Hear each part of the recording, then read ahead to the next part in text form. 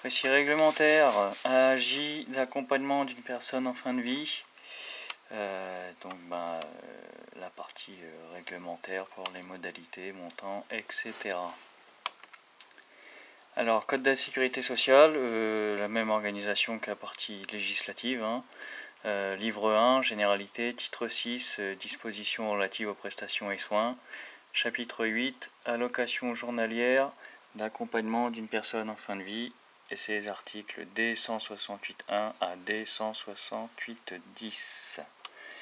Quasiment la même structure que pour le législatif.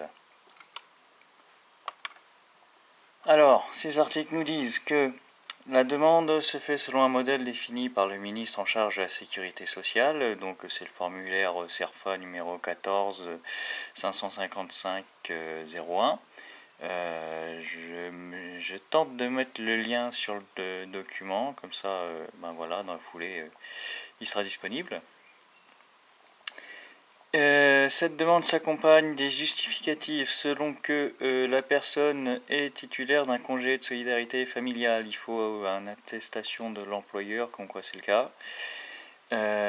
Si ça n'est pas le cas, qu'il a juste suspendu ou pris un temps partiel, pour cela, il faudra fournir une déclaration sur l'honneur de la cessation d'activité. Et s'il était au chômage, une déclaration sur l'honneur de cessation de recherche active d'emploi.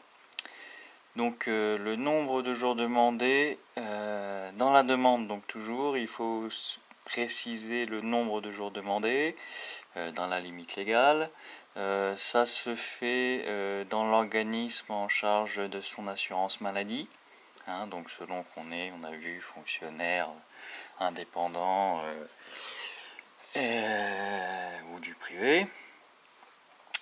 Le silence gardé sous 7 jours par cet organisme vaut acceptation. Franchement, la règle du silence qui vaut acceptation, c'est une des pires règles que l'administration ait jamais mise au point, mais bon, voilà.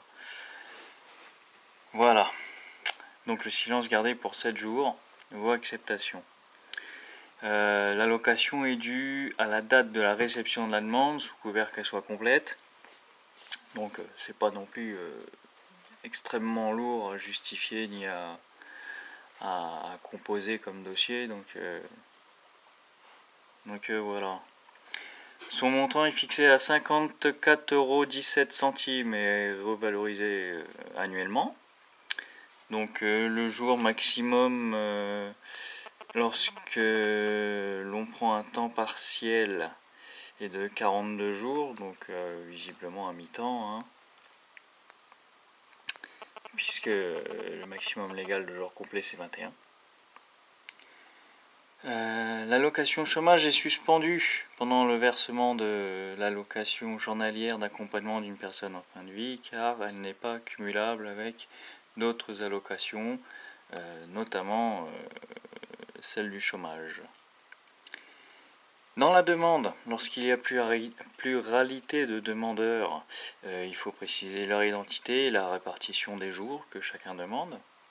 Chacun fera sa demande auprès de sa caisse maladie et il faudra identifier les autres demandeurs et la répartition qu'ils demandent. Au cas où, lorsque